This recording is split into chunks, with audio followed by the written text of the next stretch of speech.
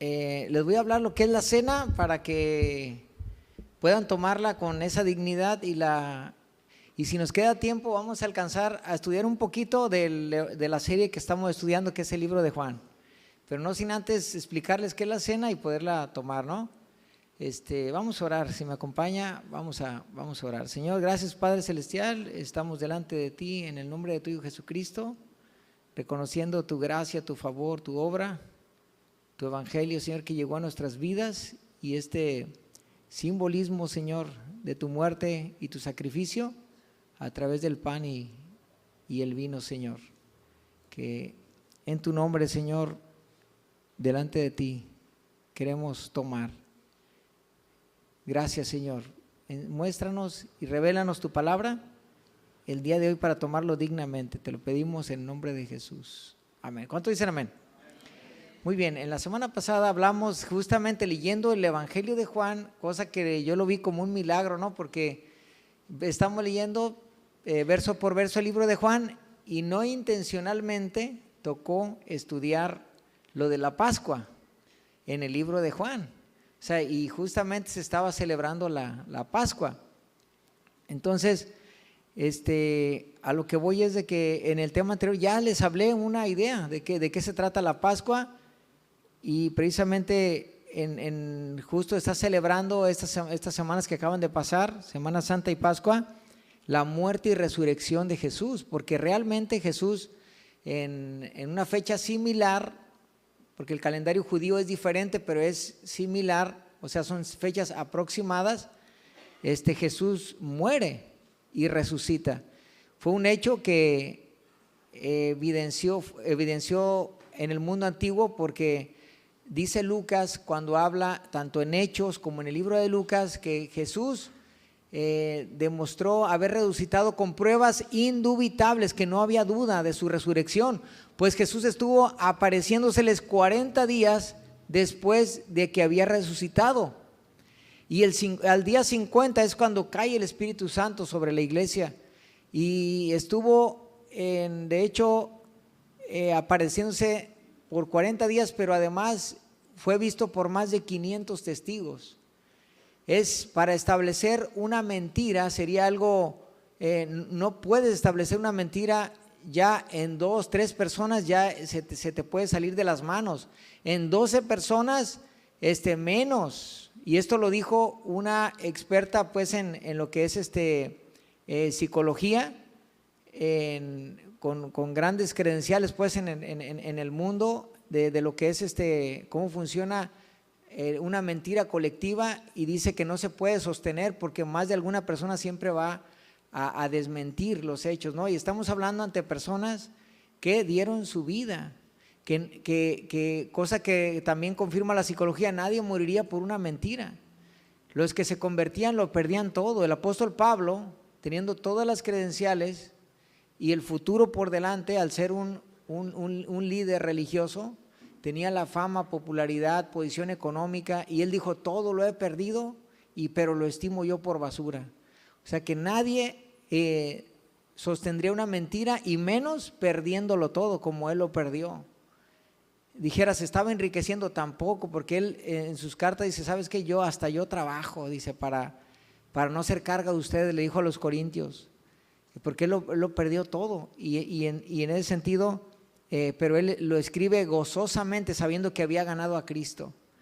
Y entonces la resurrección de Jesús fue evidenciada por la conversión de opositores como Pablo, que antes era un perseguidor, y por más de 500 testigos, por la tumba vacía que estaba custodiada por el Imperio Romano, pues los judíos religiosos habían pedido al gobernante Pilatos que pusiera un sello, y pusieron un sello del emperador del Imperio Romano, que quien violara ese sello era bajo pena de muerte. Puso además una guardia, y todo esto está documentado pues porque la historia ratifica los hechos, los milagros, este crecimiento exponencial de creyentes, que fue la resurrección lo que pone de pie el cristianismo. Y el tema anterior lo aclarábamos. Todo asunto se resuelve a partir de la resurrección. Si Jesús resucitó, todo tiene sentido. La Biblia es real, Cristo es real. Y nos dejamos de cuentos, nos dejamos de dudar y nos entregamos por completo porque Jesús resucitó. Y vemos esa tumba vacía, y de todos los líderes religiosos vemos sus tumbas, sus restos, sus huesos, pero de Jesús no. Jesús es el único resucitado comprobado, porque fueron los testigos que le vieron resucitado, no solo los apóstoles, más de 500 personas, y el mundo antiguo siendo convertido, transformado por el poder del evangelio, por el poder de la palabra de Dios. Entonces estamos ante un hecho innegable, la resurrección de Cristo. La resurrección de Jesús estaba profetizada desde el Antiguo Testamento. Anuncia no solo la venida de Jesús, sino la resurrección de Jesús. Isaías 53:4, y vemos otras escrituras en Oseas y en todo el resto de la Biblia del Antiguo Testamento, refleja estas maravillas, no solo de la venida de Jesús, sino de su resurrección. Entonces estamos ante un hecho innegable, pruebas indudables, dijo Lucas, y vemos entonces que tenemos también la evidencia profética, ¿verdad? Porque como te comento, ya estaba escrito acerca de su muerte y resurrección, su propósito, venir a dar su vida. Y es que cuando hablamos de que Jesús murió y resucitó, la gente, si tú le preguntas y tú haces el experimento, yo te invito a que saliendo de aquí, tú le preguntes a cualquier persona que te encuentres, obviamente que no sea cristiana, que sea de cualquier religión, de cualquier idea menos cristiana, que tú le preguntes, oye, ¿por qué Jesús murió? Cuando menos te van a decir por nuestros pecados, pero no saben qué implicación o cómo cobrar ese cheque. ¿Cómo cobrar ese beneficio de que Jesús murió por nuestros pecados? Tú le puedes decir, bueno, ¿y cómo aplica eso? ¿Qué implicaciones tiene? ¿Cómo puedes tú, en qué te beneficia entonces en cuanto a tu destino eterno, tu salvación? ¿Cómo actúa eso? Y no saben decirte, no saben explicarte, o sea, no tienen fe en eso porque no saben cómo desenrollar eso, cómo explicarlo, porque no se los han enseñado. Porque la mayoría de las religiones, ustedes saben que la base de toda religión son las obras, son sus buenas obras, es cumplir esto, cumplir con aquello que cada religión les imponga. Sin embargo, vemos que es la muerte de Jesús ante el trono de Dios, así como en el templo, lo veíamos en el tema anterior, Dios instituye un sistema sacerdotal, donde se sacrifiquen corderos, y al darnos la ley que no íbamos a poder cumplir, la ley nos maldecía. Si no podíamos cumplirla, hay maldición para aquel que no cumpla la ley de Dios. Junto con la ley, simultáneamente les da la ley ceremonial, y en la ley ceremonial se mataban corderos para purificar los pecados del pueblo, para cubrir los pecados del pueblo. Y fue algo que Dios ya sabía que al dar la ley no la iban a hacer, porque la Biblia dice que todo hombre es pecador. Y ahí es donde todos nosotros necesitamos esa sangre. Y veíamos el cordero de la Pascua, figura del verdadero sacrificio de Jesús. El sacrificio de la Pascua del cordero, fue sacrificado ese cordero para su liberación. Y vemos que en el sacrificio del cordero, aquellos que untaron la sangre en los dinteles de las puertas cuando pasó el destructor, pasó por alto, y eso significa el Pesaj o la Pascua, pasar por alto.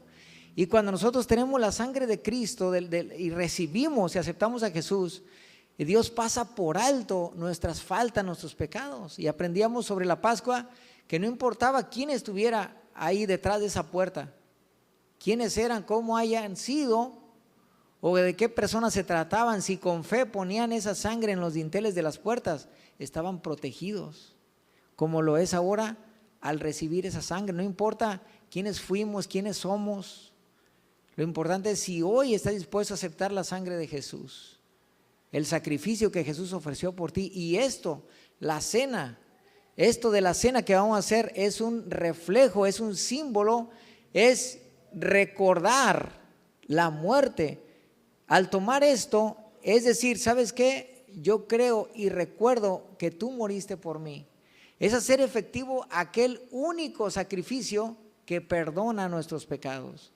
A diferencia de cómo lo toman en otras doctrinas o en otras religiones, lo toman de una manera propiciatoria. Según el catecismo, el tomar la hostia es tomarla de una manera propiciatoria. Propiciatoria significa que te perdona los pecados. Y eso es algo que no debe ser, porque junto con esa creencia se tiene que creer que Jesús vuelve a sacrificarse por los pecados al convertirse en el pan y el vino. Y Jesús dijo, hagan esto en memoria de mí, como lo vamos a ver. Y lo dijo, cuando ustedes hacen esto, dice, la muerte del Señor anunciáis. O sea que estamos haciendo una alusión de lo que Jesús hizo cuando Él murió por nosotros. O sea, es la muerte de Jesús, es el sacrificio de la cruz, el único sacrificio en el que nuestras deudas fueron pagadas. Y el hacer la cena es recordar, y es decir, y es participar, y es decir, Señor, yo creo en ti, creo en tu sacrificio, y yo tomo y participo de la iglesia, porque en la iglesia es llamada a participar de la cena. Hay denominaciones donde no toman la cena, solo la pasan por enfrente. Los testigos de Jehová sí lo hacen. La pasan, pero no te la puedes tomar. Imagínate lo que están ahí simbolizando, que no son parte de la iglesia, que no son parte de los redimidos. Y aquellos que participan de esa sangre, de ese cuerpo de Cristo, o sea, del sacrificio de Jesús, y que mediante este símbolo participan de él, pues es la total aceptación de lo que es el sacrificio de Jesús. Amén. Entonces, para esto vemos que en esta Semana Santa y Pascua, en honor a esas fechas en que Cristo murió y resucitó, es que vamos a celebrar la cena. Vemos que un mensaje central de la Biblia es la muerte y resurrección de Jesús. Es un mensaje de esperanza, de redención, del pago de nuestra deuda, de un pago total. Vemos cómo las religiones intentan aplicar un pago parcial, como un abono, como un adelanto que hace Jesús con su sangre, y luego sus buenas obras, sus esfuerzos y todo su empeño en las tradiciones les va a hacer como que vayan dando el pago por su salvación. Y no es así. Vimos en la Biblia, ya lo estudiamos, cómo Jesús dio, dice en Hebreos, el pago total, o sea, una completa redención, una salvación plena que Él alcanzó con su sacrificio para todos aquellos que se acercan a Él, una libre entrada al trono de Dios, una esperanza en ese momento, como lo vamos a ver más adelante. Somos llamados hijos de Dios a partir de aceptar el sacrificio de Jesús, a partir de aceptar esa sangre redentora, ese sacrificio que Jesús hizo, es apropiarte lo que Jesús hizo en la cruz, y es decir, yo creo y yo acepto a Jesús y creo en lo que hizo por mí, generando para ti una eterna salvación, como lo dice Hebreos. Es entrar a la dimensión, al terreno de los salvos, de los alcanzados, de los que están cubiertos en esa sangre, de los que están cubiertos en ese sacrificio, para a partir de ahí vivir vidas dignas, vidas que representan a ese Cordero, vidas que siguen al Cordero, que aman al Cordero, que buscan la palabra de Dios, que buscan mantenerse en el camino, y que son parte de la iglesia, que es la novia de Jesús, la esposa del Señor, el cuerpo de Cristo, como lo dice la Escritura.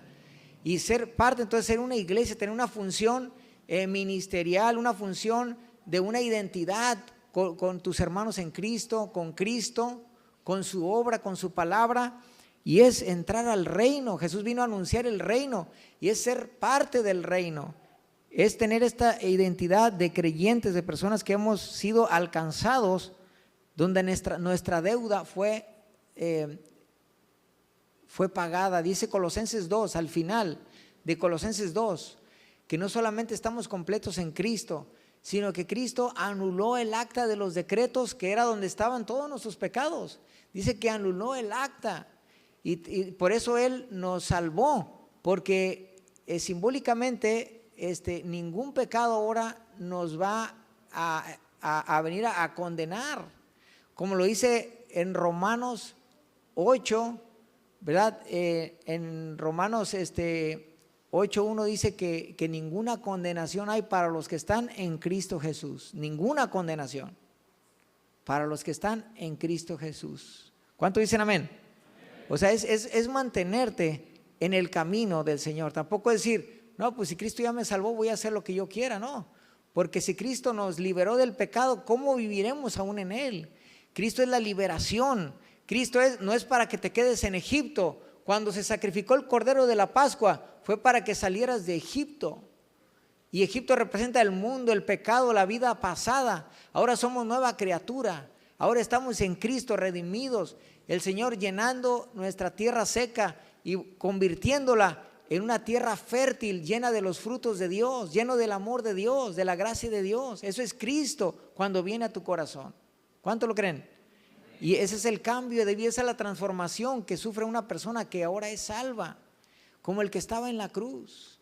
El que estaba en la cruz era un criminal y él lo aceptó. Dijo, nosotros merecemos estar aquí. Le dijo al otro criminal. El otro criminal se burlaba y Jesús, al ver que creyó en él, le dijo, hoy estarás conmigo en el paraíso.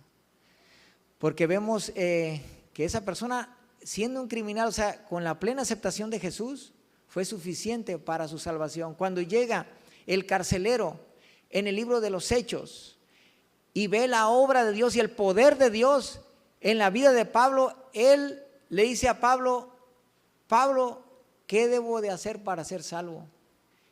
¿Y qué le dijo Pablo?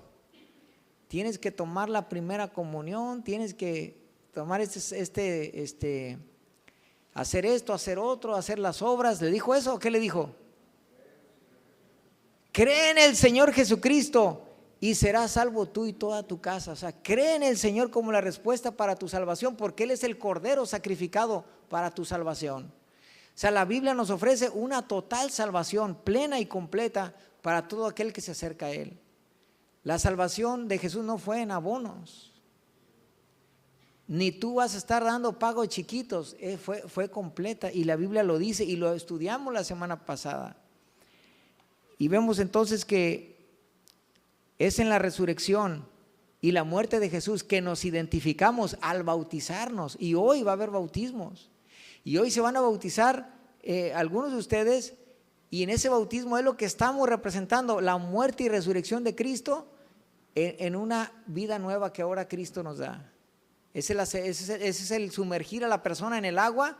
Bautismo significa sumergir, no significa echarle agua en la cabeza, significa sumergir. Eso significa bautismo. Cuando una persona es sumergida, y al sumergirse está hablando de la sepultura, y al levantarse de las aguas está hablando no solo de un lavamiento, sino de una resurrección en una vida nueva que Cristo nos da a los que hemos creído en Él. Amén. Y qué bonito es no tomar ideas que porque nosotros creemos así. No, nosotros estamos hablando la palabra de Dios, lo que está escrito, y eso es lo bonito de conformarnos con Cristo. Los que se van a bautizar, yo estoy seguro que tienen ya la idea que no se están acercando a una religión, que se están convirtiendo a Cristo mismo, a su palabra, a su evangelio, a seguirlo a Él. Y eso es lo que lo constituye una persona en cristiano, o sea, una persona que ahora está en Cristo, que sigue a Cristo y que Jesús es su Señor y su Salvador. Amén. Entonces vemos en la cruz, vemos el verdadero rostro del Padre de misericordia y amor, con esa compasión por el pecador. Nosotros, estando muertos, nos dio vida, dice Efesios 2. Dice en la Escritura, siendo aún pecadores, Cristo murió por nosotros, siendo aún pecadores. El Evangelio no exalta la justicia personal del hombre. Todas las ideas religiosas pretenden demostrar las buenas obras del hombre, pero vemos que eso es incorrecto. El hombre, según el Evangelio, está muerto, es pecador, separado de Dios, Y solo Cristo es ese sumo sacerdote, ese puente que va a poder unir al hombre con Dios. Por eso Jesús viene como Dios y hombre. Es esa doble naturaleza que Jesús posee para unir al hombre y reconciliar al hombre con Dios. Vemos ese sacrificio perfecto, donde la deuda del pecado está pagada. 1 Corintios 11:23, entendiendo lo que es la cena. Y si le van avisando, por favor, a los sugieres que se vayan preparando con el pan y el vino. El vino es simbólico, es jugo de uva, para que no se asuste. Es jugo de uva, así es que a lo mejor algunos dijeron, ya se me va a armar, ¿no? O sea, no se crea. Pero ¿sabe qué? Es simbólico, ¿no? Acuérdense que estudiamos que el vino nuevo que el Señor hizo, que estudiamos en el capítulo anterior, capítulo 2, Jesús hizo un vino nuevo. Y Jesús les dio a todos un vino nuevo, pero ese vino nuevo no estaba fermentado, era nuevo. El vino nuevo no estaba fermentado todavía, entonces llegaba al nivel como de jugo, pues. Y por eso les gustó tanto. Dijo, has sacado el mejor vino, ¿verdad? Porque era un vino dulce, sabroso, que ellos pudieron deleitar, que era jugo más que nada. Entonces vemos en 1 Corintios 11:23, dice, porque yo recibí, dice el apóstol Pablo, lo que también os he enseñado, que el Señor Jesús, la noche que fue entregado, tomó pan y habiendo dado gracias, lo partió y dijo, tomad, comed, esto es mi cuerpo que por vosotros es partido. Fíjense, Jesús dijo, esto es mi cuerpo, pero también Jesús dijo, yo soy la puerta. Entonces dígame usted, si tomamos esa analogía y decimos, esto es mi cuerpo, y decimos que realmente es el cuerpo y el vino, como dice la iglesia tradicional, entonces cuando dijo yo soy la puerta, entonces podemos decir que Jesús es madera, ¿verdad que no? Porque Jesús hablaba de sí siempre en manera simbólica. Y vemos que al tomar él en su cuerpo, ahí estaba su cuerpo, todavía no lo entregaba, era la noche antes de su sacrificio. Entonces él dijo, esto es mi cuerpo. Y la cena original, a ver, todos digan original. Bueno, original, esa cena original, fíjese cómo esa era la mera. ¿Y su cuerpo dónde estaba? Su cuerpo estaba ahí, todavía no se entregaba. Entonces fue un acto simbólico. A ver, diga simbólico. Simbólico, y eso habla de que él se iba a entregar. En ese momento él todavía no daba su vida. Y de la misma manera, hermanos, es importante que usted entienda que que una vez que usted aceptó a Jesús, Jesús ya está con usted. Usted no ocupa aceptar a Cristo y recibir a Cristo cada semana, porque eso simbolizaría que Jesús se sale de usted, y la Biblia dice que el Espíritu de Dios permanece para siempre en nosotros. ¿Cuánto lo creen? Si usted dice que acepta a Jesús cada semana, entonces imagínese a qué hora se salió, el lunes o el martes. Y eso no debe ser, hermanos. Jesús se aceptó y te convertiste en un templo de Dios. Y la Biblia dice que el Señor no nos abandona. Aún cuando hay pecado, ¿sabes qué dice la Biblia? Se contrista el Espíritu Santo, pero no nos abandona, hermanos. No nos abandona, porque el Espíritu Santo nos redarguye de pecado, y el verdadero cristiano, el que verdaderamente tiene el Espíritu, se arrepiente porque el Espíritu se contrista y redarguye de pecado. Entonces el cristiano no puede vivir en el pecado. Tú puedes decir voy a pecar, y puedes intentarlo y hasta llegar a hacerlo, y ¿sabes qué va a pasar? No te vas a ver. No te vas a ver pecar, te vas a sentir incómodo, te vas a sentir que has decepcionado al Señor, y vas a sentirte mal, y vas a arrepentirte y vas a volverte a Cristo. ¿Cuánto dicen amén? Porque el pecado no le sabe a los cristianos, no le sabe. Y gloria a Dios, porque dice la Biblia que la simiente de Dios, dice Primera de Juan, no les deja pecar. La simiente de Dios, ese es el nacido de nuevo, ese es el Hijo de Dios, los que son verdaderamente hijos de Dios. Porque hay una creencia en el mundo religioso que todos somos hijos de Dios, y más adelante vamos a ver que no es cierto. Solamente aquellos que han aceptado realmente el sacrificio de Jesús y la obra redentora, que han sido redimidos, que tienen la semilla de Dios, es que pueden entonces manifestar esa naturaleza de Dios y ser llamados hijos de Dios. Todos podemos ser criaturas, todo el mundo es criatura, pero no hijos. Hijos solamente vamos a ver más adelante quiénes son. Entonces vemos que en esa noche que el Señor dio gracias, partió el pan y dijo: tomad, comed, esto es mi cuerpo que por vosotros es partido, haced esto en memoria de mí. Asimismo tomó también la copa después de haber cenado, diciendo: esta es la copa, es el nuevo pacto en mi sangre, y haced esto todas las veces que la bebieres en memoria de mí. Y así todas las veces que comieres este pan y bebieres esta copa, la muerte del Señor anunciáis hasta que Él venga. Palabra de Jesús. Fíjese lo que dijo el Señor: hacer esto todas las veces que la bebieres en memoria de mí. A ver, todos digan: en memoria de mí. ¿Cómo debemos de beber cuando comemos? En memoria, recordando lo que Jesús hizo por nosotros. Y luego que recordamos lo que Jesús hizo por nosotros, dice que cuando bebemos y comemos, la muerte del Señor anunciamos. ¿Cuál muerte? Pues la que Él hizo en la cruz, cuando Él murió. Y todo esto nos lleva, hermanos, a reconocer la palabra de Dios. Hebreos 9:25 dice: y no para ofrecerse muchas veces. O sea, Jesús nos iba a ofrecer muchas veces, como ahora que es la iglesia tradicional, que Él se sacrifica cada vez que hay una misa. De hecho, misa significa sacrificio, y el sacerdote vuelve a sacrificar a Jesús según el catecismo romano. Y dice la Escritura que no para ofrecerse muchas veces, como entra el sumo sacerdote en el lugar santísimo cada año con la sangre ajena, como lo hacían en la Pascua, como sacrificaban al cordero en el templo. Dice: de otra manera le hubiera sido necesario padecer muchas veces desde el principio del mundo, pero ahora en la consumación de los siglos se presentó una vez para siempre por el sacrificio de sí mismo, para quitar de en medio al pecado.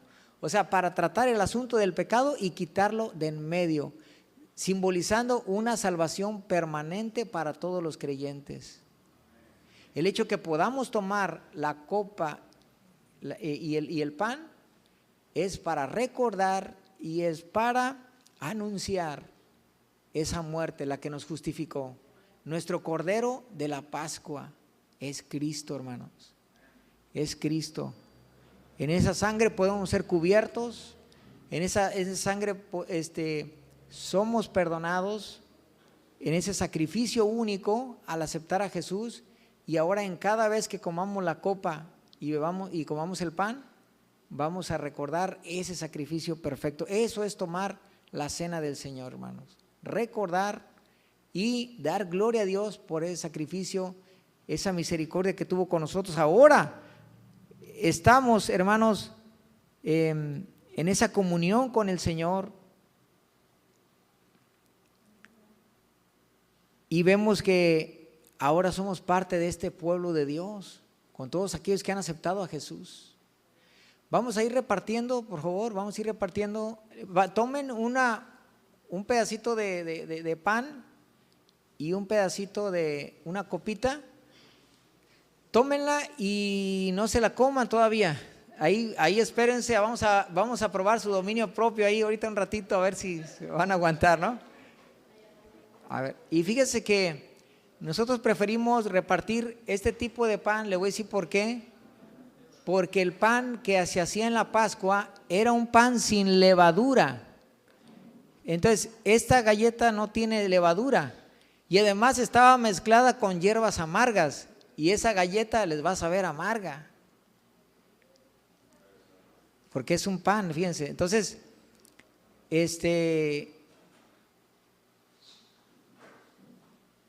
o sea, estamos tratando de hacerlo lo más familiar posible a la cuestión original, ¿no? Por supuesto era un pan delgadito ahí que partían en pedacitos, ¿no? Nosotros lo vamos a hacer de manera así simbólica y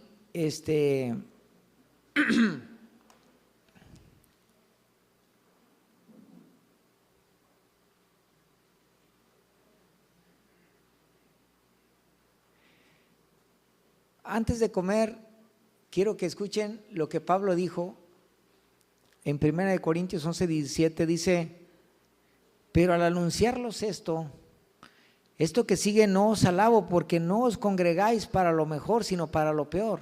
Los corintios son de esas iglesias que cualquiera que llegara a ella se decepcionaría, porque veía cosas raras en esa iglesia, cosas como medias mundanillas, y veía cosas como que se peleaban entre ellos y había cosas carnales. Y de hecho Pablo en el capítulo 3 le llamó niños en Cristo, porque eran como bebés espirituales que no habían crecido y que manifestaban todavía su naturaleza carnal, sus cuestiones naturales carnales.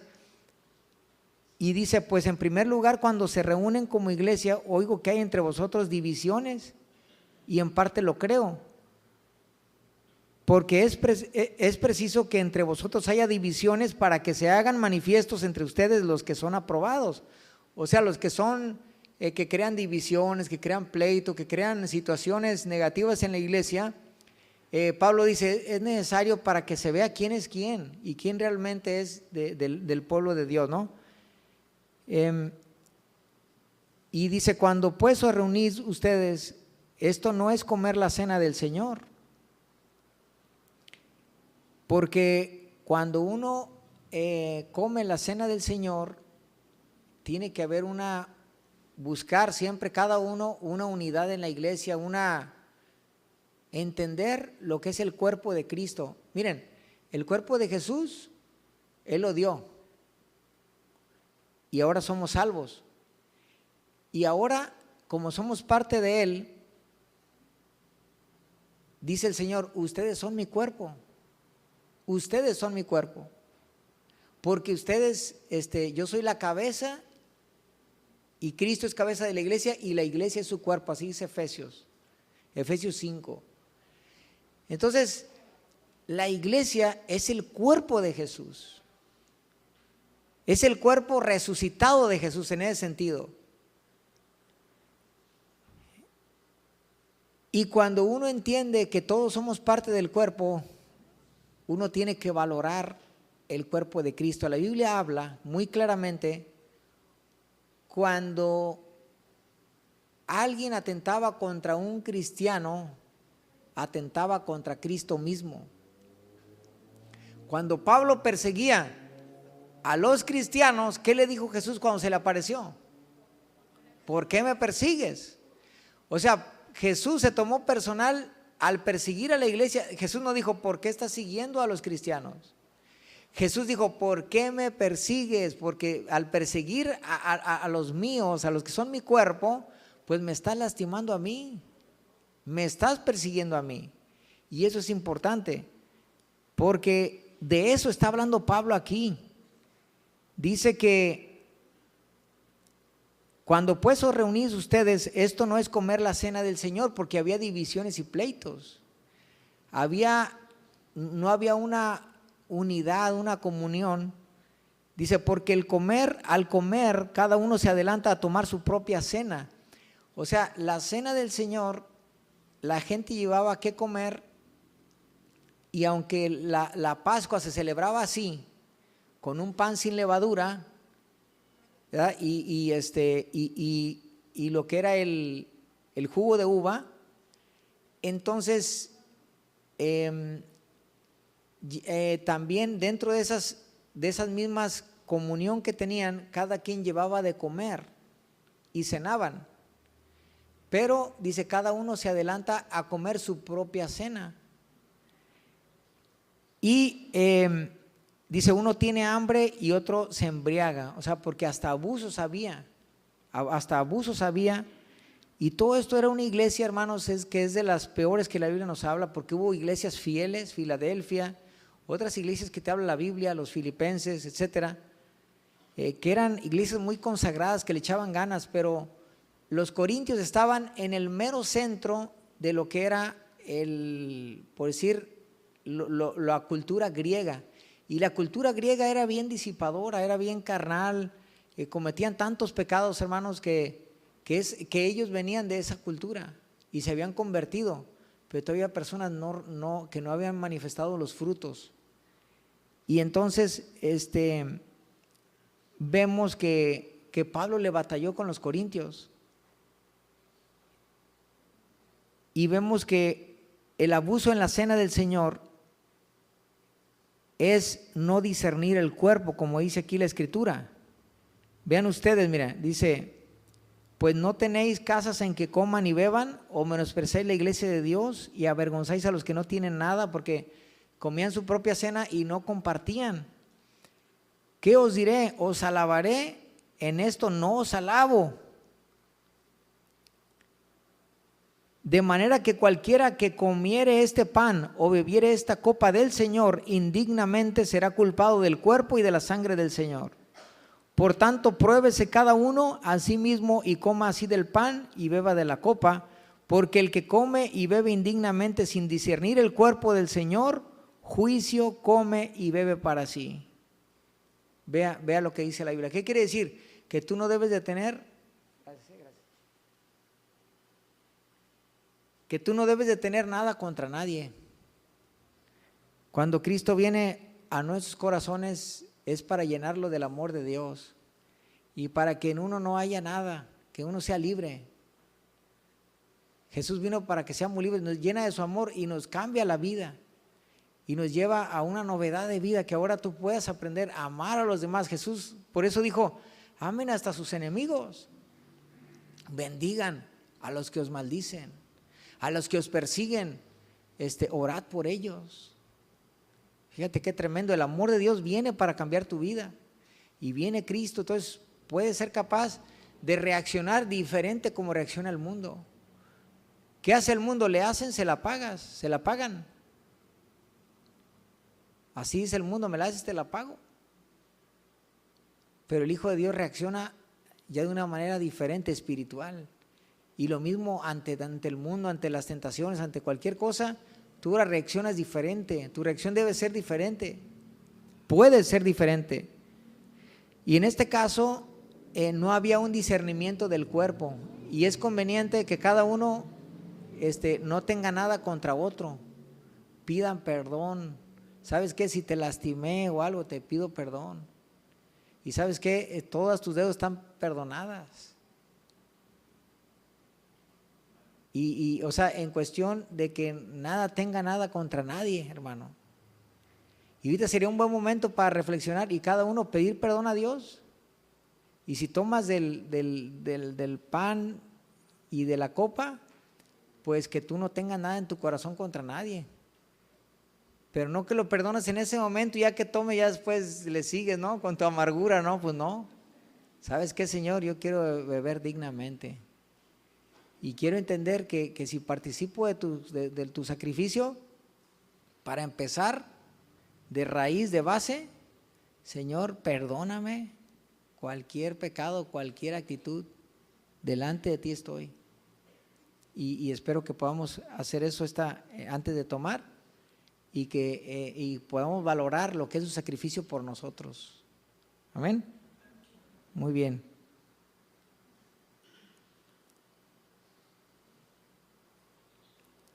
Vamos a entonces ponernos de pie un momento, si me acompaña. En una manera breve que le estoy explicando lo de la cena del Señor.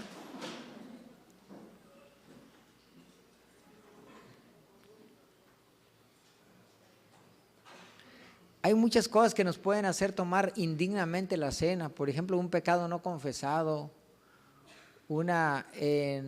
no tener arrepentimiento. Entonces, que el Señor nos conceda el arrepentimiento, que podamos hacer cuentas y podamos tomar y así recordar lo que Jesús hizo por nosotros. Él nos salvó, hermanos. Él nos salvó, nos alcanzó, pagó. Nosotros estábamos llenos de deudas ante Dios. Íbamos a ser juzgados en una condenación eterna.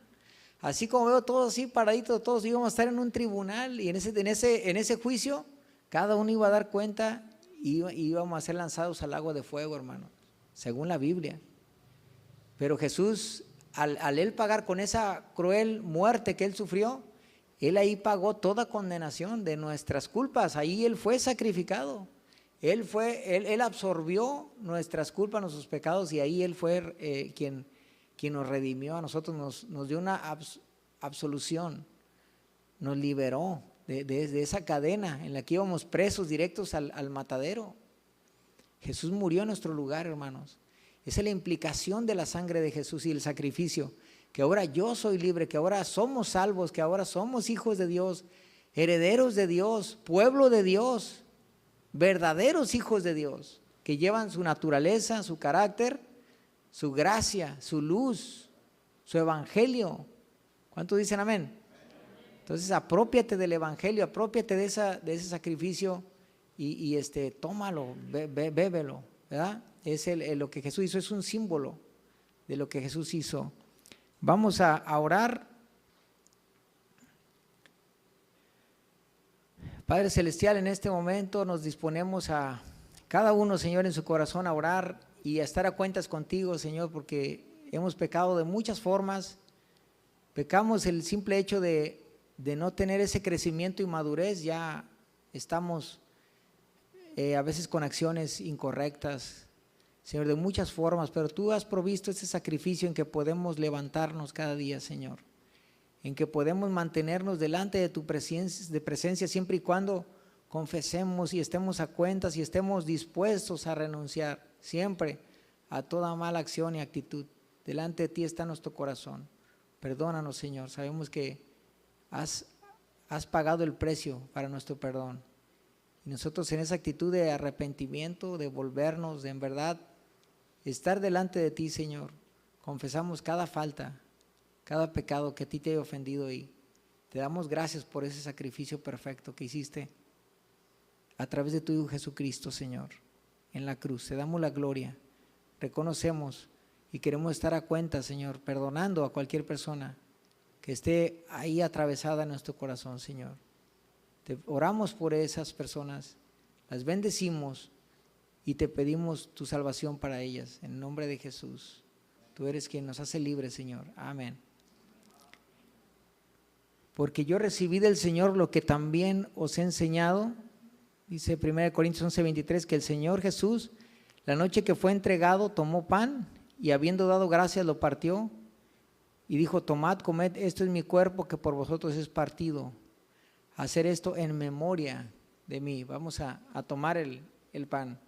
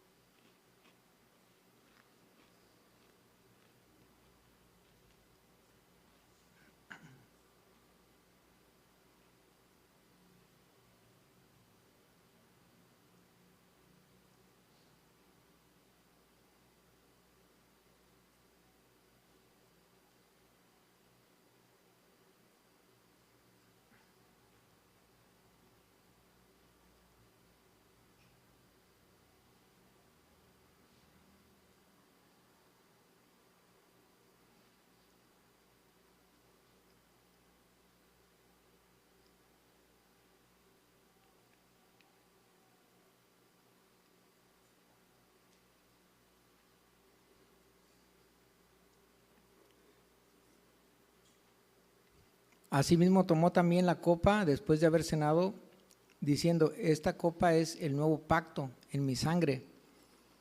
Hacer esto todas las veces que la bebieres en memoria de mí. Así pues, todas las veces que comieres de este pan y bebieres de esta copa, la muerte del Señor anunciáis hasta que Él venga. Vamos a tomar la copa.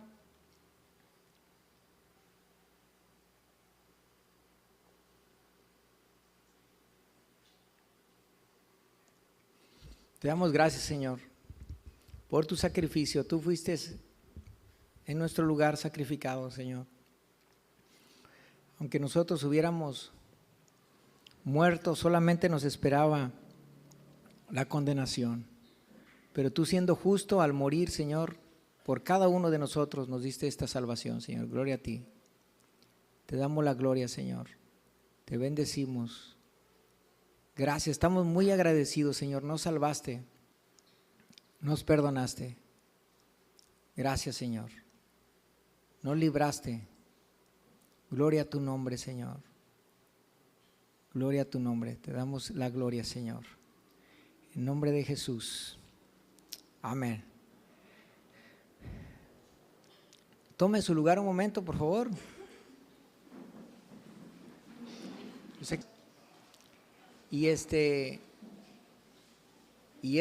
Eso habla del sacrificio de nuestro Señor, ¿saben?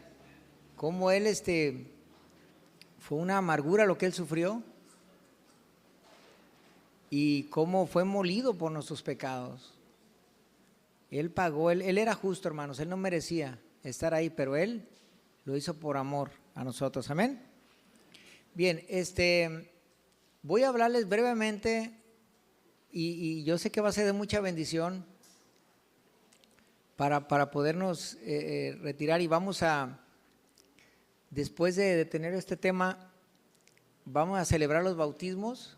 Ahorita le vamos a indicar dónde, aquí en una propiedad que está aquí cerquitas, y vamos a tener un convivio, una comida,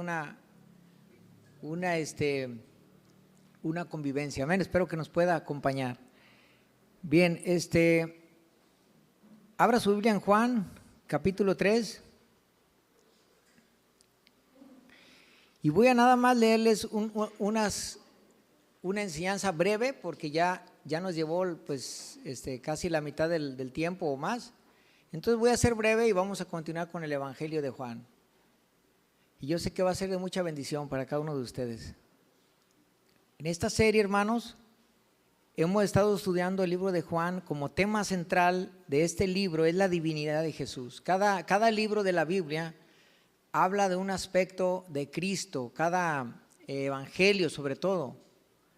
Y el libro de Juan nos habla del aspecto sobre Dios, Jesús como Dios. Y desde el inicio, no lo esconde, desde el inicio dice, no solo que en el principio era el verbo y que el verbo estaba con Dios, sino que el verbo era Dios. O sea, esa es la revelación de cómo el Hijo estaba con el Padre y que también posee la misma naturaleza divina del Padre. Al ser Hijo y heredero, vemos la divinidad de Cristo en toda la Biblia y en el libro de Juan sobre todo.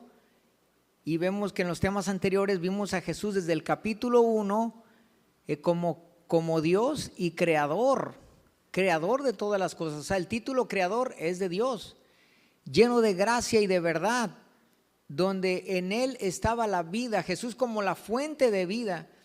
La Biblia dice que en Jesús fueron creadas todas las cosas, y la vida de Jesús es lo que hizo que todo llegara a existir. Dice Colosenses 1:16 que no solo lo visible, sino lo invisible, o sea, aún los ángeles y todo lo que existe espiritualmente fue hecho por Jesús, hermanos. Fíjate la magnitud de este Cristo que está velado para muchas creencias que al no ver la plenitud de la Escritura no se dan cuenta a qué Jesús es el que están creyendo. Y el asunto con el libro de Juan pues es que nos está dando la identidad de Jesús para al final del libro decirnos que el que crea en Él pues tendrá vida en su nombre. Y la Biblia nos habla en el mismo capítulo 1 de esa omnisciencia en Jesús. Cómo al encontrarse con Natanael, le dijo, cuando estabas allá en la higuera yo te vi. O sea, una omnisciencia de Jesús que tenía, aunque Jesús no estaba presente, Jesús sabía las cosas. Y vemos la preexistencia que dice Juan, que dice, Él es antes que yo. Aunque Jesús había nacido después, Juan dice, Él es antes que yo porque es preexistente. Y la Biblia dice, y soy antes de Abraham, antes de Moisés, antes, o sea, porque en Jesús fue creado todo. Él es el origen, es Dios, Jesús es Dios. Y vemos entonces que este Jesús que nos habla el libro de Juan es un Cristo divino que vino a hacer cuentas y pagar nuestras culpas, nuestros pecados, y es reconocido en el capítulo 1 como el Cordero de Dios que quita el pecado del mundo. O sea, vemos que es la obra de Dios, que no solamente es Dios, sino que viene a arreglar el asunto del pecado, y ahora nuestra conexión con Dios puede ser grata y libre. Cuando Jesús murió, el velo del templo se rasgó, porque nadie podía entrar a la presencia de Dios en el templo, y al rasgarse el velo podemos entrar. Tú y yo tenemos libre acceso. Qué bonito es que ahora tú puedes decir Padre Celestial, y al orar no es una oración vana, es una oración que puede conectar directo al trono de Dios, directo a la presencia de Dios, sin ningún otro mediador que el mismo Cristo, hermanos. Por eso en la Biblia jamás te va a hablar de santos como intercesores. Te va a hablar como intercesores que podamos interceder tú y yo por otros, pero no que tú debas usar un medio, otro medio que no sea Cristo. Es el único, según la Biblia, en 1 Timoteo 2:5 dice que es el único mediador, que hay un solo Dios y un solo mediador, no hay más, no hay mediadores. O sea, Él es el único que mediante su sacrificio y su obra nos dio libre entrada a la presencia de Dios. Que podemos venir, dice Hebreos 4 al terminar, confiadamente al trono de gracia. Entonces, bíblicamente, vean cómo la misma tradición nos va poniendo obstáculos a la presencia de Dios. Como lo hacía la religión judía, se había llenado de tradiciones que impedían la obra de Dios. Y vemos también entonces que en el capítulo 2 estudiamos que Jesús convierte el agua en vino, y vemos que es capaz de convertir la materia. El mismo Satanás le dijo a Jesús, di que estas piedras se conviertan en pan. Ve el poder transformador de Jesús. O sea, al tener esa naturaleza divina podía llamar a lo que sea y transformarlo en otra cosa. Cuando multiplicó los panes, de ciertos panes, 5 panes y 2 peces, de ahí multiplicó y alimentó a 5,000 personas. El poder de Jesús, extraordinario, hermanos. Hay un relato psicológico también que nos habla de que si Jesús no hubiera alimentado a 5,000, se hubiera echado por tierra el cristianismo, porque había, fíjate, todos los testigos que hubo de la multiplicación de los panes. Y sería, o sea, cualquier persona de ese lugar donde hizo la multiplicación pudiera ratificar que no fue cierto, cuando todos fueron testigos. Y no solamente los de ahí, sino que venían de otras partes. Y ese es el poder de Dios, hermanos. Vemos que también vimos cómo Jesús es nuestra Pascua, es el templo, representa el templo, porque todo lo que es el templo es figura de Jesús. Y en el templo están escondidas, en el templo que habla la Biblia de Jerusalén, están escondidos ahí todos los simbolismos sobre Jesús. Y además,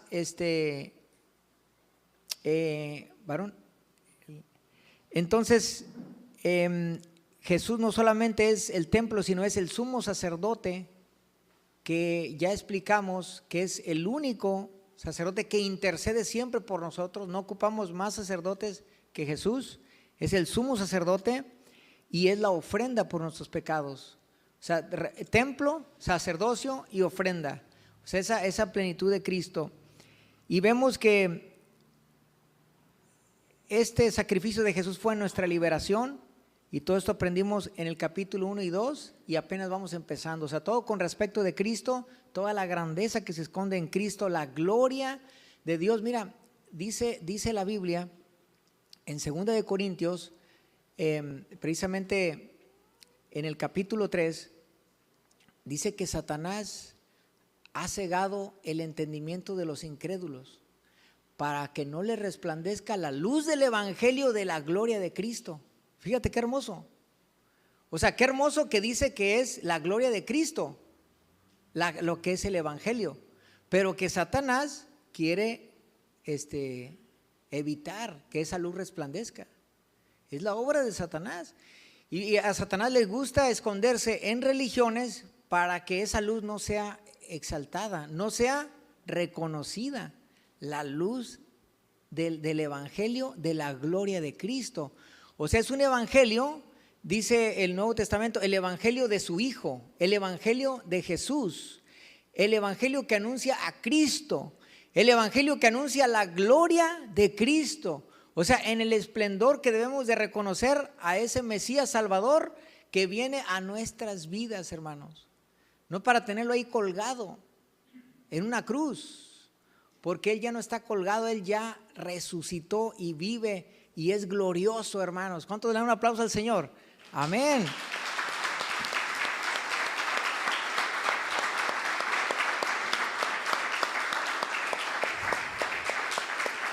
Si algo va a querer hacer Satanás es esconder la gloria del Hijo.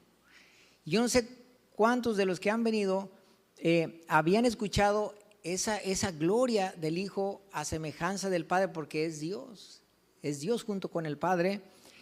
Y vemos un principio aquí en Juan 3:1 que yo sé que va a ser de mucha bendición, y con esto vamos a terminar en el pasaje de Nicodemo.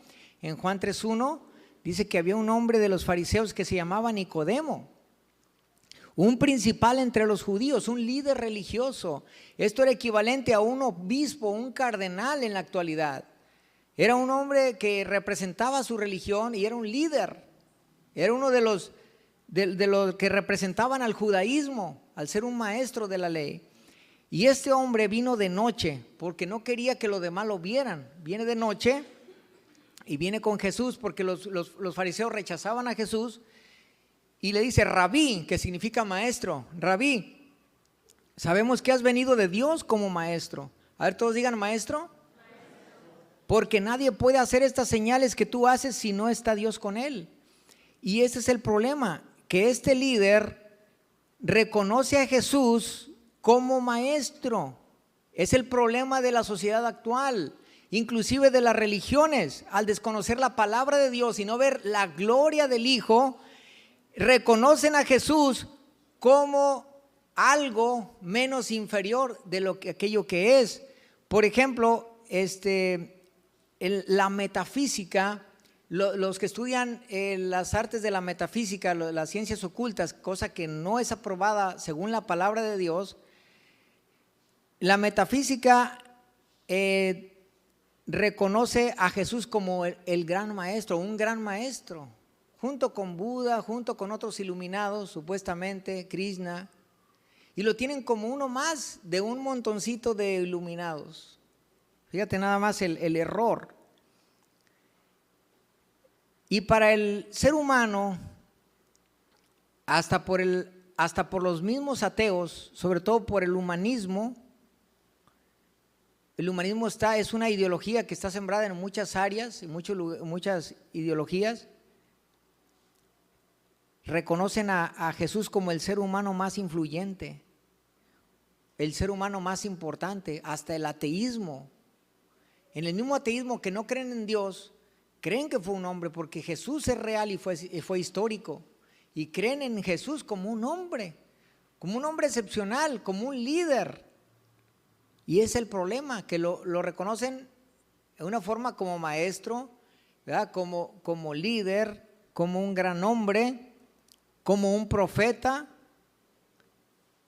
En el mundo religioso tradicional, aunque se menciona que es hijo de Dios, no se le da la gloria ni el reconocimiento, puesto que lo ponen en el mismo nivel de otros intercesores, y que inclusive María, en ese mismo nivel, pasa una categoría como aquellos hombres que fueron buenos y que los llaman santos, ¿no? Y Jesús hace una pregunta en Mateo 16 y les dice a sus discípulos: ¿quién dice la gente que soy yo? Y dicen lo mismo. Los discípulos le responden y dicen: bueno, la gente dicen que eres un profeta. La gente dicen que los judíos creen que fue un profeta. Los judíos. Y también decían, bueno, otros creen que eres Juan el Bautista que resucitó, pues ya lo habían matado. Los testigos de Jehová creen que es el líder de todos los ángeles, que es un ángel. Y al final pueden reconocer que es Dios, pero al final, ya que entras en su teología, al final en una resbaladilla te lo van a bajar y van a decir, no, es que la verdad es que es un ángel. Y eso que era Dios, que ellos habían reconocido, resulta que pues hay muchos dioses, que también el dinero es un dios. Entonces finalmente lo bajan de ese nivel que Juan dice, estaba con Dios y era Dios. La identidad de Jesús, divina. Y vemos entonces que esta pregunta es la más importante de todas las preguntas que un ser humano va a llegar a hacerse o que tiene que responder. La pregunta que cada uno responda será su salvación o su perdición. A esta pregunta que Jesús hace, así como se le hizo a sus discípulos, ¿quién soy yo? Y en este mundo hay muchas versiones, un gran maestro, un profeta, un líder. Y para ti puede ser alguien, pero si no es la identidad que estamos viendo en el libro de Juan, que es Dios, ¿cómo entonces se efectuará la salvación? No sé si me explico. Porque esa es la historia del evangelio, cómo Dios toma forma humana, se despoja y se hace semejante a los hombres, siervo de los hombres, y viene a dar su vida en una cruz para ser el perfecto mediador entre Dios y los hombres, el Hijo de Dios. Y esta es la pregunta más importante. De ahí depende la eternidad. ¿Quién es Jesús para ti?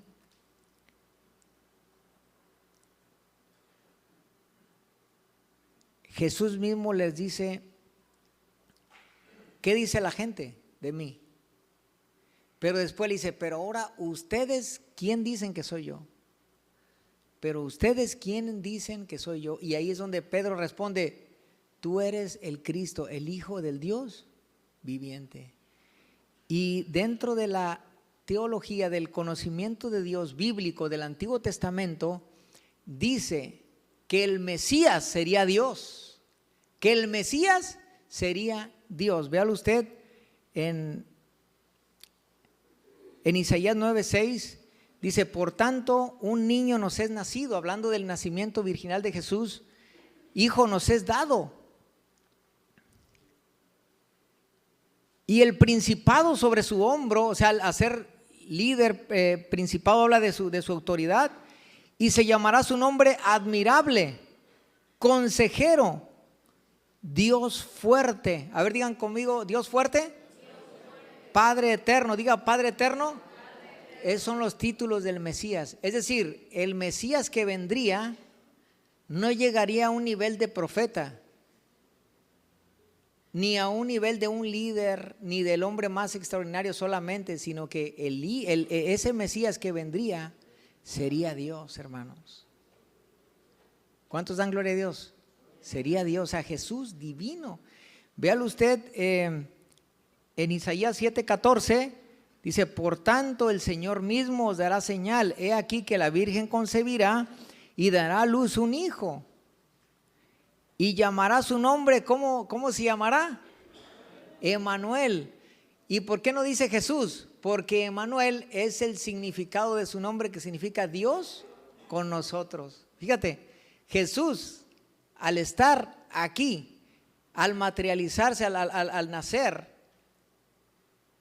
es Dios con nosotros. O sea, Jesús es Dios. Cuando Pedro dijo, tú eres el Mesías, está hablando al Mesías que refleja el Antiguo Testamento, un Mesías que es Dios. Estaba velado hasta que llega el Nuevo Testamento y podemos entender claramente que Jesús es Dios, claramente. Como lo reconoce el mismo Padre Celestial, el Padre de nuestro Señor Jesucristo, en Hebreos 1:4, dice, hecho tanto superior a los ángeles, cuanto heredó más excelente nombre que ellos, porque a cuál de los ángeles dijo Dios jamás, o sea, nunca ningún ángel le dijo, porque le dice, mi hijo eres tú, yo te he engendrado hoy, y otra vez yo seré el padre y él me será hijo, y otra vez, o sea, el padre dice del hijo una y otra vez, cuando introduce al primogénito en el mundo, o sea, cuando viene Cristo, dice, adórenle todos los ángeles de Dios. Solo Dios debe ser adorado. ¿Y por qué Jesús recibe la adoración? Porque es Dios. A Jesús se le postraron y Jesús no los levantó, recibió la adoración. A Pedro se le postraron, pero Pedro sí los levantó. A los ángeles se le postraron y los ángeles sí los levantaron. No permitieron adoración los ángeles, no permitieron adoración los apóstoles. Jesús sí recibe la adoración. Adórenle todos los ángeles de Dios. Ciertamente de los ángeles dice, el que hace a sus ángeles espíritus y a sus ministros llama de fuego. Mas del Hijo dice, vean, el Padre de su Hijo dice, ¿qué dice el Padre del Hijo? Tu trono, oh Dios, por el siglo del siglo. O sea, el Padre reconociendo al Hijo, porque vemos, hermanos, que el Padre trata siempre de aventar, exaltar al Hijo como heredero. Pero el Hijo, ¿qué hace? En su humildad y reconocimiento le da toda gloria al Padre. Y es como se sostiene la divinidad, hermanos. O sea, ninguno trata de ser más que el otro. El Hijo dice, no, el Padre es el mero, mero. Y luego el Padre dice, pero mi Hijo es el heredero de todo. Y adórenle. Y la gloria sea para el Cordero también. ¿Cuántos dicen amén? En Apocalipsis 5 hay una escena en el cielo donde dice la gloria, la alabanza, el poder, el honor, la alabanza, hermano, la adoración. Todos esos títulos que solo son para Dios, dicen, sean dadas al que está en el trono. ¿Y a quién? Y al Cordero. ¿Por qué? Sencillamente porque Jesús es Dios y se acabó el discurso, se acabó el pleito. Pero entonces, ¿qué tenemos? Tenemos un Jesús incomparable, lleno de gloria, de gracia y de verdad. Que ese Jesús, hermanos, es el que debe ser reconocido, no como un maestro, no como un líder solamente, no como un gran hombre, sino como Dios hecho carne, que vino y dio la vida por ti. Y entonces, al creer en Él, tu salvación se hace efectiva, hermanos. ¿Cuántos dicen amén? No solo, ve qué nivel lo tienen las personas que lo rebajan al nivel de intercesor junto con otros intercesores, cuando Jesús, su poder, su obra, su omnisciencia es incomparable con cualquier otro. Por eso en Apocalipsis 4 y 5 hay una escena en el cielo donde dice, a ver, uno que abra el libro de los juicios de Dios, de los sellos, que abra los sellos para abrir el libro de los juicios de Dios. Y no se encontró ninguno, ni en el cielo, ni en ángeles, ni en la tierra, ni en ningún lugar se encontró nadie, sino el Cordero que venció. Amén, porque Jesús vence bien a la tierra y lo que hace es vencer al diablo, vencer al pecado. En una posición, Jesús se despoja, digamos así, en esa humanidad es tentado, en esa humanidad confronta al mismo Satanás cara a cara. Y enfrenta la humillación, y enfrenta el dolor, y enfrenta el peor sufrimiento que te puedes imaginar. Y Jesús salió vencedor, hermanos, porque Él como Cordero no abrió su boca. Él pudo haber mandado las legiones de ángeles y haber destruido a todos los que lo estaban haciendo mal, a los que lo estaban crucificando. Pero Él como Cordero no abrió su boca y fue llevado al matadero para pagar por ti, por tu pecado, y hacer nulo la condenación que iba sobre ti y poder alcanzar a ti este rebaño que es de Cristo. Amén. Poder ser alcanzados por este Cristo glorioso, hermanos. Y vemos entonces que dice Colosenses 2:8, mirad que nadie os engañe por medio de la Biblia misma. Ante tus ojos, hermano, dice que nadie te engañe por medio de filosofías y huecas sutilezas según las tradiciones de los hombres. O sea, como en las tradiciones a veces se encuentra un obstáculo que nos impide ver la gloria del Señor. Y aquí lo está diciendo. En las tradiciones, que nadie te engañe conforme a los rudimentos del mundo. ¿De dónde vienen las tradiciones? Sino del paganismo. De lo que el mismo hombre ha hecho y ha inventado. Dice que nadie te engañe, porque ¿de qué te van a tratar de engañar las tradiciones? Fíjate, aquí lo dice. Estas tradiciones conforme a los rudimentos del mundo y no según Cristo. O sea, que nadie te engañe, porque tú no te debes de salir de Cristo. Porque en Él habita, en Cristo habita corporalmente toda la plenitud de la deidad. Todo lo que representa a Dios plenamente habita ¿en quién? En Jesús. ¿Cuánto le falta a Jesús para ser Dios? Nada, porque toda la plenitud habita en Cristo. Y Jesús, al estar en ti, fíjate lo que dice, y ustedes están completos en Él. Tú estás completo, ya llegaste a la salvación en Cristo, hermano. Ya al venir Jesús a tu vida, ya llegaste. A ver, dile que está a tu lado, ya llegaste a Cristo, a su palabra, o sea, Cristo hizo en nosotros una obra completa. Nosotros estamos completos en Jesús. Completos en Él, que es la cabeza de todo principado y potestad. Entonces, al respondernos quién es Jesús, al llegar el evangelio de la gloria de Cristo, entiendes esa plenitud divina en Cristo como Mesías. Entonces, Jesús está en ti. Entonces, qué tristeza, qué dolor, qué nada, hermanos. Por eso los primeros cristianos morían, daban su vida como sin nada. Porque la plenitud que estaba en Jesús ahí estaba permeando todo su ser. Qué tristeza, qué depresión. Hermano, echa fuera todo eso en el nombre de Jesús. Que no te engañe Satanás, hermano. O sea, confórmate a Cristo. La Biblia dice que Dios nos llamó para ser conformes a su Hijo Jesucristo. Que con Jesús estés satisfecho. A ver, dime, ¿qué te falta? ¿Qué te falta? Jesús es tu plenitud, o sea, ya llegaste, ya tienes esa plenitud, ya Jesús está en ti. Entonces, por esa razón dice, viendo este pasaje, Nicodemo, cómo le dice, es que eres un maestro bien fuera de lugar porque es un líder religioso que solamente le ajusta toda su sabiduría y religiosidad para alcanzarlo a reconocer como maestro, y no es suficiente. Le faltaba mucho para poder entender a este Cristo divino. Y fíjate, dice el verso 3, respondió Jesús y le dijo, de cierto te digo que el que no naciere de nuevo no puede ver el reino de Dios. Tú, Nicodemo, vienes a mí,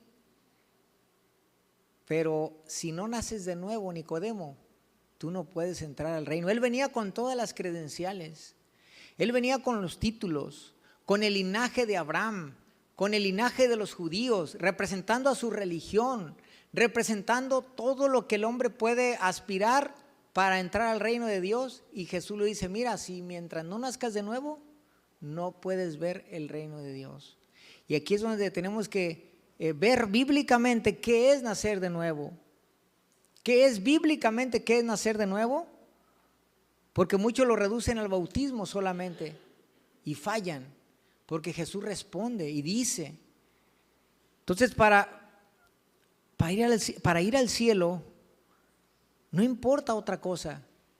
Cuántos títulos, cuántas formación académica tengas, cuánta esplendor como lo tenía ese líder religioso, cuánta religiosidad, ceremonias, sacrificios, todo lo que él representaba, Nicodemo, está ante Jesús. Y nada de eso era suficiente, porque tan solo es necesario nacer de nuevo. Y vemos que las credenciales religiosas y tradicionales que llevaba Nicodemo no eran suficientes, como no las son las actuales. Porque lo importante para entrar al cielo es nacer de nuevo. Él no sabía que era necesario nacer de nuevo. ¿Qué diferencia a Nicodemo de un sacerdote actual, de un religioso actual? Él era devoto, era entregado, pero no había nacido de nuevo. Y ya vimos que las tradiciones no son suficientes. Que nadie os engañe, dice Colosenses 2. Entonces, la forma de nacer de nuevo nos la acababa de decir Juan. En el capítulo 1, verso 10 dice que Jesús en el mundo estaba y el mundo por él fue hecho, Jesús creador del mundo. Pero el mundo no le conoció, a lo suyo vino y los suyos no le recibieron, los judíos lo rechazaron, lo crucificaron, mas a todos los que le recibieron, a los que creen en su nombre les dio potestad de ser hechos hijos de Dios. Vea usted cuando una persona llega a ser un hijo de Dios. Nuestras abuelitas todo el tiempo nos dijeron, todos somos hijos de Dios. El Papa lo dice, todos somos hijos de Dios, y anda de la mano con los musulmanes, con los budistas, porque todos, dice, todos somos hijos de Dios. O sea, yo no digo que tengamos que odiar, no, al contrario, amar y predicarles el evangelio para que sean salvos. ¿Cuántos dicen amén? Entonces, aquí Juan nos está diciendo que Jesús fue rechazado, vino a los suyos, pero a los que le recibieron, a los que reciben a Jesús, les da esa potestad de ser hechos hijos de Dios. Hasta ese momento, la naturaleza divina, el Espíritu de Dios, te hace nacer de nuevo, te hace nacer del Espíritu. Y es lo que le dice Nicodemo, oye, pero ¿cómo puede hacerse esto? Porque ¿cómo puede uno nacer siendo viejo?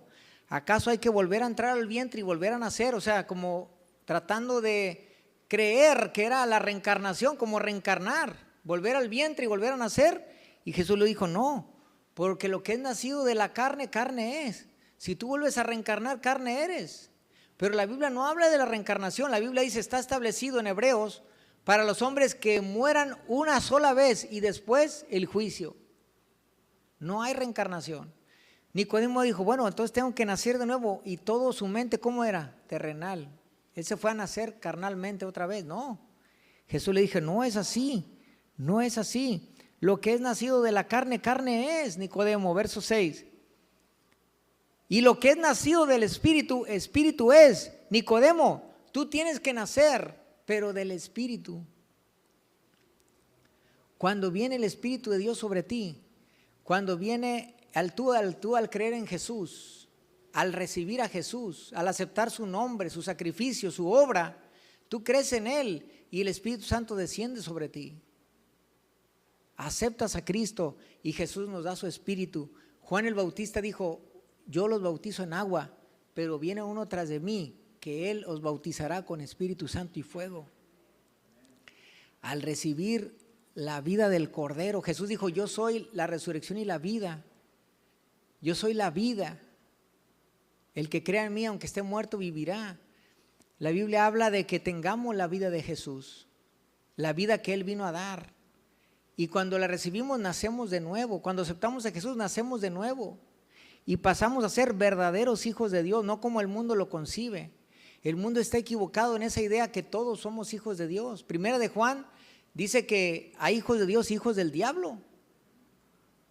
Porque al caer el hombre, vemos que la semilla del pecado entró en el hombre.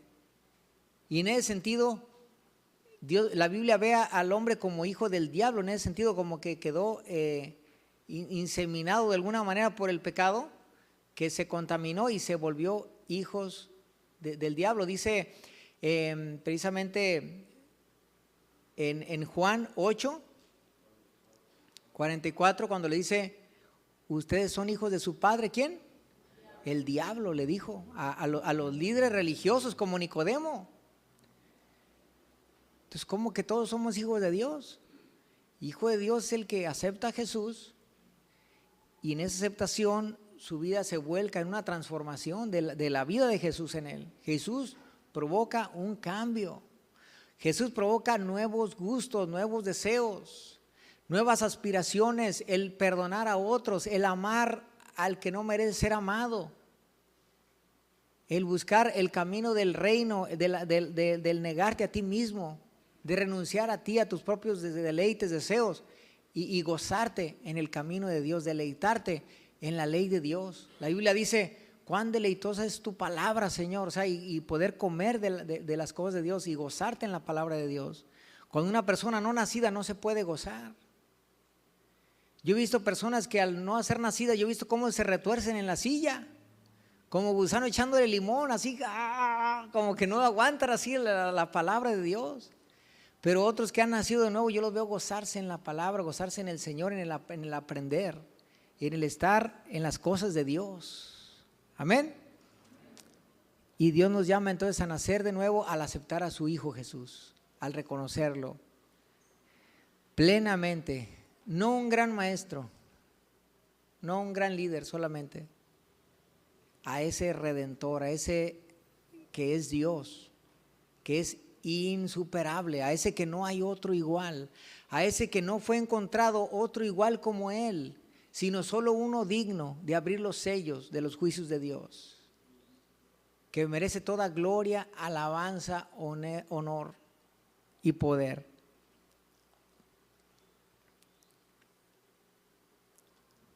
Vemos entonces, hermanos, por último, Colosenses 1:26, y ahí termino. El misterio que había estado oculto desde los siglos y edades, antes de Jesús, estaba oculto el misterio.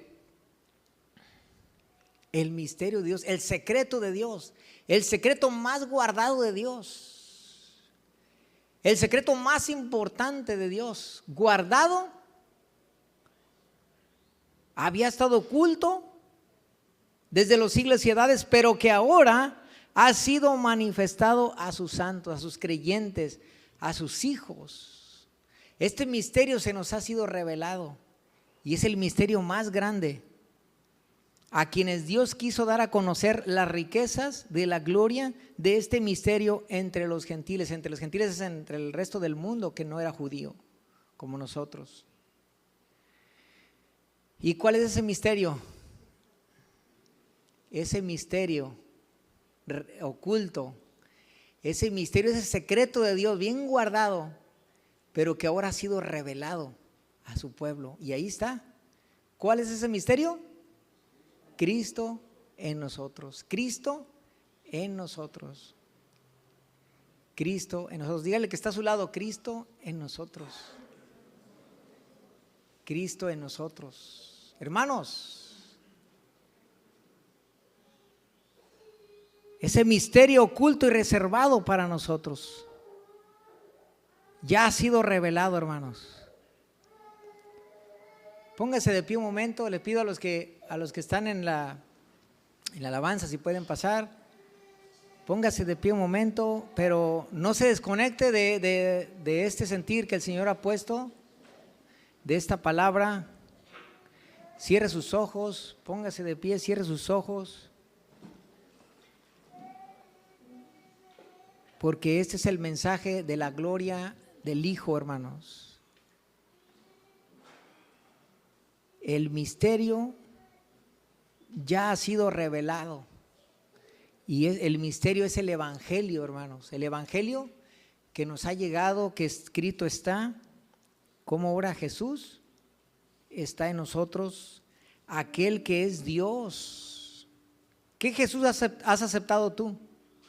Hoy vimos al Jesús que bíblicamente debemos aceptar, uno que es incomparable, hermano, aquel que es Dios, que está por encima de todos los cielos, en aquel que mora la plenitud de Dios, que es el creador, el sustentador, como dice la Escritura, que ahora habita en nuestros corazones. Eso significa que nuestras vidas han sido llenas de su presencia.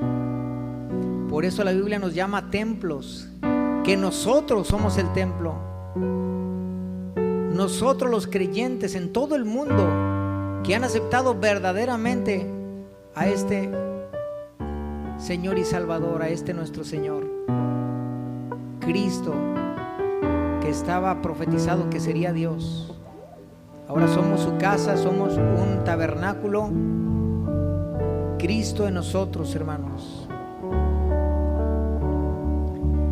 Por eso esto no es una religión, hermanos. Esto no es una religión en ese sentido, sino que de lo que se trata es de participar de Jesús, tener a Jesús. Primera de Juan 5:10 dice que el que cree en el Hijo de Dios tiene el testimonio en sí mismo. El que no cree a Dios le ha hecho mentiroso, porque no ha creído en el testimonio que Dios ha dado acerca de su Hijo.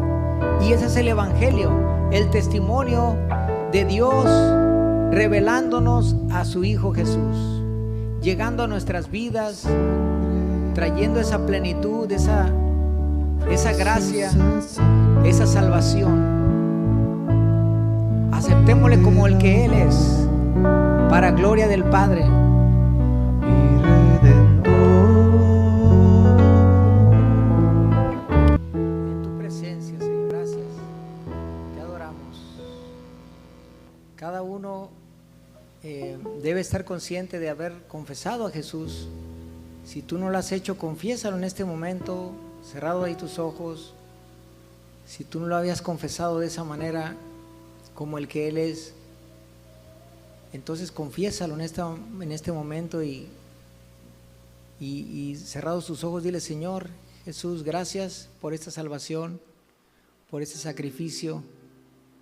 Gracias, Padre Celestial, por tu Hijo, por este regalo, porque ahora sé que soy salvo en Cristo, en ese pago, en esa sangre. Tú nos das salvación y nos haces hijos, herederos. Gracias, Señor.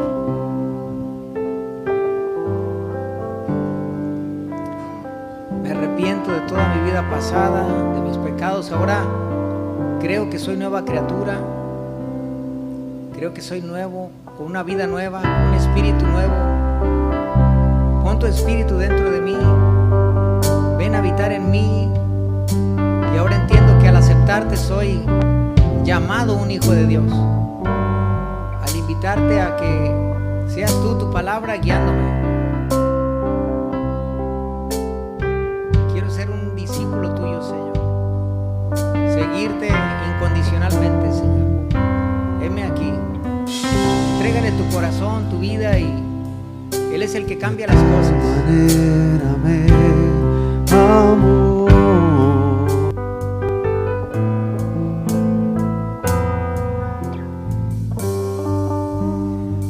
Que tomaron la cena, yo les digo que valoren la iglesia. La iglesia es el cuerpo de Cristo. La iglesia representa a Cristo. La relación que tengamos entre nosotros es clave, es importante para relacionarnos debidamente con Jesús, porque es ahí donde, en esa relación con la iglesia, al congregarnos, al ser formados, al prestar atención en su palabra, es lo que nos relacionamos con Cristo mismo, porque es por medio de su palabra que estamos siguiéndolo, que estamos atendiéndolo y que estamos en relación y en comunión. Y el tomar la cena tiene que ver con eso, y lo aprendimos, con esa buena relación que tengamos con nuestros hermanos en la fe, con ese vínculo que tengamos y esa identidad que tengamos como